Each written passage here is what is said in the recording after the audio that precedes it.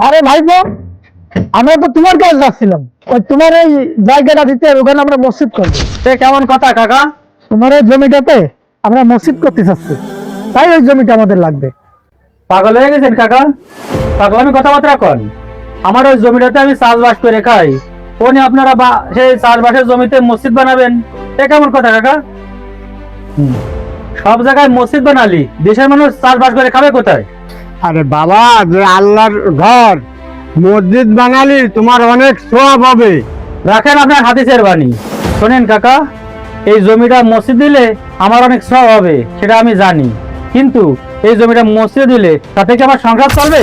কিন্তু মসজিদের জন্য ওই জমিটা আমাকে খুবই দরকার, এতে করে আমাকে সবারই উপকার। তাছাড়া আমাকে মসজিদটা অনেক দূরে, মসজিদে জাতি গেলে কাদা পানি ভেঙে জাতি হয়, যাওয়া যায় না। তাছাড়া আমাকে এই জায়গাটা মসজিদটা হলে রাস্তার সাইডে ভালো হয়, সবার জন্য ভালো হয়। তাই বলছিলাম তুমি যদি জমিটা দিতে। আচ্ছা কাকা, আপনি বোঝেন না কেন? আমার বাপের বিঘে বিঘে জমি নেই যে আপনারা চাইবেন আর আমি দিয়ে দেবো। আপনারা অন্য জায়গায় জমি খোঁজেন, আপনারা অন্য জায়গায় জমি খোঁজেন। আহা বাবা দাঁড়াও, জমি তোমাকে দান করতে বলতেছি না তো।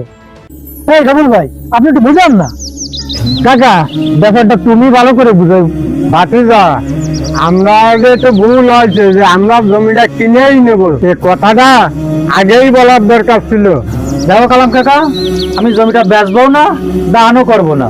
ওই মালিক কাকা ওই জমিটা বিক্রি করে, আপনার জমিটা বিক্রি করে দিয়ে ওই মালিক কাকার জমি আছে বলে ওই জমিটা কিনে নেন। ওতে যে কি পরিমাণে ফসল দিয়ে আপনি জানেন না। সুযোগ একটা পাইছি, এই দানটা আমার মারতেই হবে। দাও বাবা দাও, এই জমিটা দান করলে এহকালে পরকালে নাজাতের রাস্তা পাবে। আপনারা যখন এত করে বলছেন, তাহলে আমি মসজিদের জন্য এই জমিটা বিক্রি করবো ইনশাল্লাহ। আলহামদুলিল্লাহ আলহামদুলিল্লাহ। আচ্ছা ভাই, ওই জমিটা চলতেছে 8 লাখ টাকা করে শতক, তা তোমারও কত করে দিয়ে লাগবে? আচ্ছা, মসজিদের জন্য নেবেন তো যান, 10 লাখ টাকা করে দিন। আচ্ছা বাবা, ওই জায়গাটা তো আমরা মসজিদের জমি নেবে, তা তুমি জায়গাটার দাম না কমায় দাম বাড়াচ্ছ। আচ্ছা, আপনারা তো জমি কেনেন মসজিদের ফান্ডের টাকায়, তা তাতে আপনাদের সমস্যা কি? এই ফান্ডের টাকা মুসাল্লিদের টাকা, আমরা ব্যাংক সেভ করে এটা খরচ করতে পারবো না, বুঝো না কেন? দেখেন কাকা, তাহলে হিসাব করে 10 লাখ টাকার 1 টাকা কমে আমি জমি বিক্রি করবো না। তুমি তোমার কোনো জায়গায় কমে পাও, সেটা থেকে নাও গে। আরে তুমি একটু বুঝা বলতে পারো নি? ওরে বুঝাই বললি কোনো লাভ হতো না। ওর বাপও দিলাম, ও আশাফুল এরকম, তো বুঝাই বলে কোনো লাভ হতো না। যে ফান্ডের যে টাকা আছে, এই টাকা দিয়ে তো জমি কিনা হবে না, তা মসজিদ করবো আমরা কি করি? আগে জমিটা তো কিনা হোক, তারপর দেখা যাবে নি। আল্লাহ ভরসা, আসো।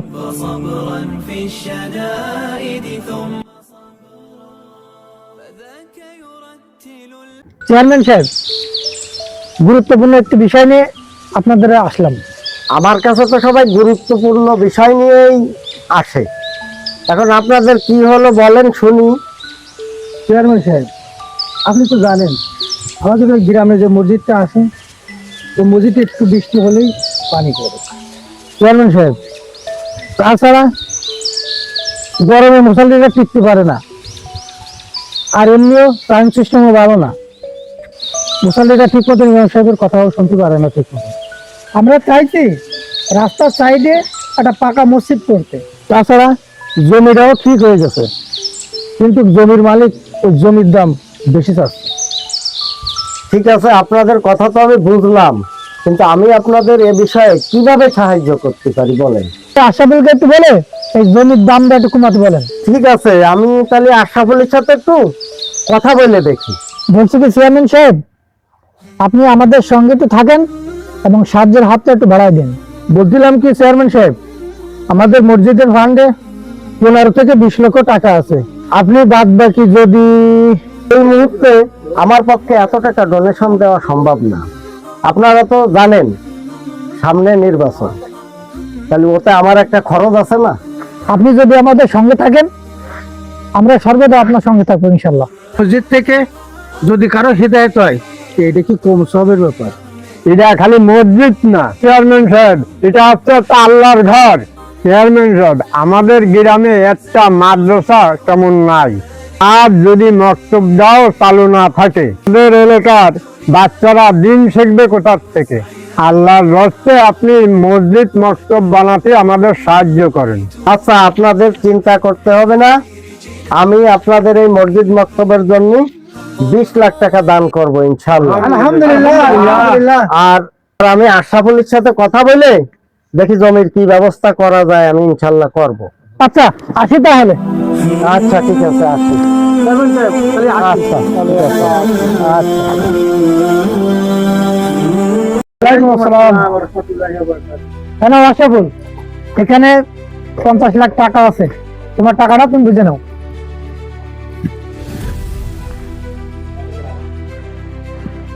50 লাখ টাকা ঠিক আছে তো? হ্যাঁ, ওখানে ঠিক আছে। আচ্ছা ঠিক আছে, আমি পরে গুনে নিবানি। কোনো প্রবলেম। মৌরি কই? আসসালামু আলাইকুম। আরে মৌলী সাহেব চলে আসে, বসেন। আমি ওই বসেন। সরি, আমার একটু দেরি হয়ে গেল। কাগজ সব ঠিক আছে তো মৌরি সাহেব? সব ঠিক আছে। আচ্ছা তাড়াতাড়ি বের করেন, তাড়াতাড়ি বের করেন। কি লিখবো? লিখবেন, আমি বিনা শর্তে বিনা অর্থে মসজিদের জন্য এই জমি দান করে দিলাম। মানে কি? এ কোন ধরনের কথা? তুমি ব্যাগ ভর্তি টাকা নিচ্ছ, কিন্তু লেখার সময় মিথ্যা রাস্তায় কেন নিবা? কাকা, আপনাদের মিথ্যা কথা লিখতে হবে না, আমি সত্যি জমিটা মসজিদের জন্য দান করে দিচ্ছি। এই টাকাটা উঠাতে আমাদের 3-4 মাস সময় লেগে গেল। আরে কাকা, কাকা, আমাদের গ্রামে কোনো ভালো মাদ্রাসা নেই, আপনি এই টাকা দিয়ে মসজিদ করে ফেলেন, আর মসজিদের পিছনে যে আমার জায়গা আছে ওই জায়গায় একটা ভালো মাদ্রাসা করা যাবে। তাই টাকা যা উঠেছে এই টাকা দিয়ে মসজিদ এবং মাদ্রাসা দুটোই ভালো হয়ে যাবে ইনশাল্লাহ।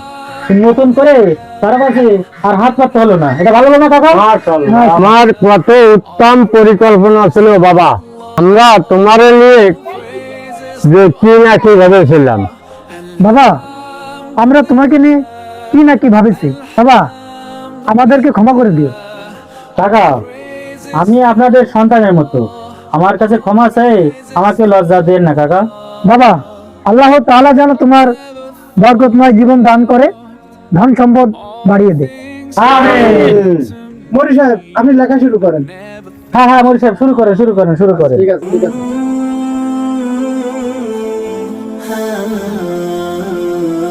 আসুন সমাজের ভালো কাজগুলোই করি এবং কোরআনের হাদিস অনুযায়ী আমরা সকলেই চলি।